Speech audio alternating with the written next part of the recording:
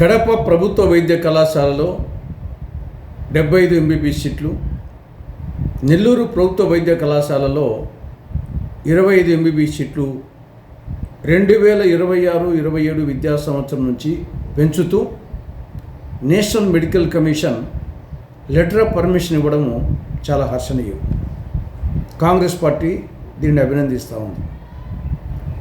కానీ అదే సమయంలో మిగతా 10 ప్రభుత్వ వైద్య కళాశాలల పరిస్థితి ఏమిటి?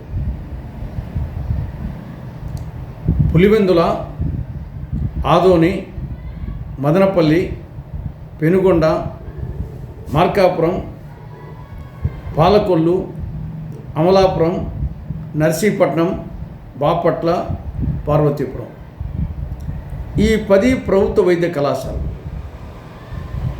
ఎప్పుడు మంజూరయ్యాయి? 2020 సెప్టెంబర్ 12న, అంటే 6 సంవత్సరాలు అయింది మంజూరై. ఈ గవర్నమెంట్ వచ్చిన తర్వాత కూడా ఇది 3వ విద్యా సంవత్సరం. ఇంతవరకు తరగతులు ప్రారంభం కాలే. నేషనల్ మెడికల్ కమిషన్ నుంచి సీట్లు మంజూరు కాలే. ఈ గవర్నమెంట్ అధికారంలోకి వచ్చిన తర్వాతనే ఈ 3 సంవత్సరాల్లో 2024, 25, 25, 26, 26, 27 ఈ 3 విద్యా సంవత్సరాలకు సంబంధించి ఒక్కొక్క మెడికల్ కాలేజీలో ఏడాదికి 150 ఎంబీబీఎస్ సీట్లు, 24 పీజీ మెడికల్ సీట్లు కోల్పోవడం జరిగింది. ఆ విధంగా ఈ 3 సంవత్సరాల్లో ఈ 10 ప్రభుత్వ వైద్య కళాశాలలో 4500 ఎంబీబీఎస్ సీట్లు, 720 పీజీ మెడికల్ సీట్లు కోల్పోవడం జరిగింది.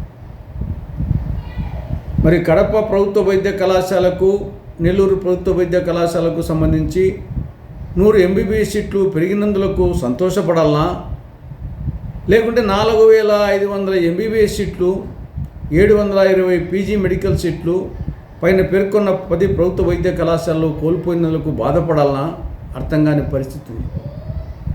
రాష్ట్ర ప్రభుత్వ పరిస్థితి ఎలా ఉందంటే పెన్నీ వైజ్ పౌండ్ ఫూలిష్ అన్నట్లుగా ఉంది. 100 సీట్లు వచ్చాయి, కానీ 4500 ఎంబీబీఎస్ సీట్లు కోల్పోయాం. కనీసం ఇప్పుడైనా సరే రాష్ట్ర ప్రభుత్వం తక్షణం ఈ 10 ప్రభుత్వ వైద్య కళాశాలల్లో అసంపూర్తిగా ఉన్న మౌలిక వసతులు పూర్తి చేసి సిబ్బందిని నియమించి నేషనల్ మెడికల్ కమిషన్తో మాట్లాడి ఈ విద్యా సంవత్సరం నుంచే 2026-27 విద్యా సంవత్సరం నుంచే ఈ 10 ప్రభుత్వ వైద్య కళాశాలల్లో తరగతులు ప్రారంభించే విధంగా యుద్ధ ప్రాతిపదికన చర్యలు చేపట్టాలని చంద్రబాబు ప్రభుత్వానికి కాంగ్రెస్ పార్టీ విజ్ఞప్తి చేస్తూ ఉంది.